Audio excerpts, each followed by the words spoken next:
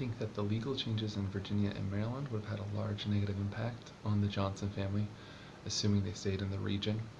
If they ended up in Maryland during the late 17th century, then they almost assuredly were forced to be slaves, as in the Maryland Slave Law of 1664, it states that all Negroes or other slaves instead of just all slaves.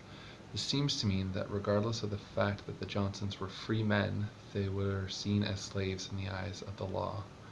Virginia wasn't even any better for them, as shown on the colonial Williamsburg site. Anthony would have been forced to pay taxes on his wife and any daughters that he had, as they were treated as taxable assets. Starting in 1670, it would have become harder for them to find indentured servants, because as free Christians, they wouldn't have been allowed to own other Christians. This farm would have suffered due to the lack of other farm hands. There was also a large push during the time in order to baptize all slaves and indentured servants, so most of them would have been Christians. In 1691, the Johnsons would have been legally required to leave the state as escorted by their master, and even if they had stayed after that, the law called an Act Concerning Servants and Slaves would have made it easy for them to be enslaved again, with someone just claiming that they were escaped slaves unwilling to name their master.